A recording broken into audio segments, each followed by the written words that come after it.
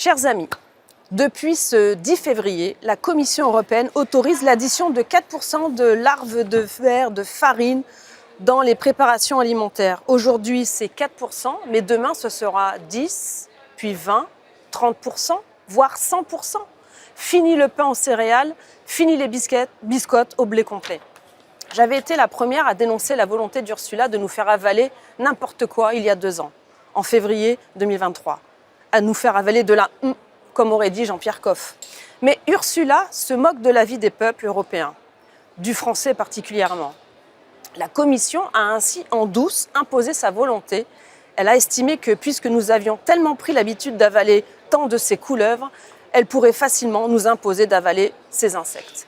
Alors que nos paysans meurent, la technocratie européiste voudrait remplacer nos porcs de Bigorre ou du Pays Basque, nos bœufs de l'Aubrac ou de Salers, nos agneaux présalés ou du Quercy, nos poulets de Châlons ou de Bresse par des larves d'insectes.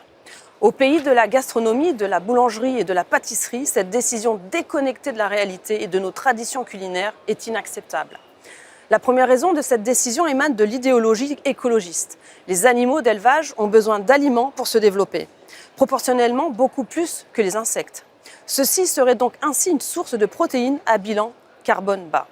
Alors que la France est source de moins de 1% des émissions mondiales de gaz à effet de serre, au nom de ce raisonnement, on veut nous faire gober des insectes.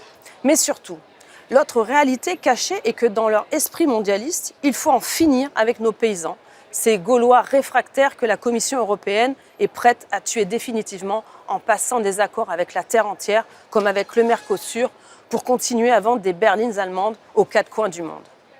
Il y a 2 ans, j'avais posé une question écrite officielle à la Commission européenne au sujet de l'étiquetage en raison du risque allergique et celle-ci m'avait répondu qu'un étiquetage serait obligatoire, mais seulement un étiquetage lisible. Quelle hypocrisie, puisque évidemment, les producteurs qui vont proposer leurs produits mettront le nom de l'insecte, le ténébrion meunier que personne ne connaît, en latin surtout, et en tout petit au dos des produits comme ils le font déjà pour les conservateurs et les exhausteurs de goût. Et pour cause, qui a envie de manger un plat contenant de la poudre de larves de verre? Mais de toute façon, ces produits pourront aisément être utilisés dans la restauration collective, ce qui est un autre problème, et personne ne le saura. Il n'y a aucun recul sérieux sur les risques sanitaires liés à l'ingestion de ces produits. Mais comme pour les prétendus vaccins anti-Covid, notre santé est mise en danger puisqu'elle passe après l'idéologie. Et derrière cette idéologie se cachent souvent des intérêts financiers tues. Alors je vous le dis, mangeons les produits agricoles français d'excellente qualité, résultat de siècles de savoir-faire. La bonne bouffe ne doit pas être qu'un souvenir. En attendant de mettre ces dingues en retraite forcée, continuez à manger local, terroir et sain.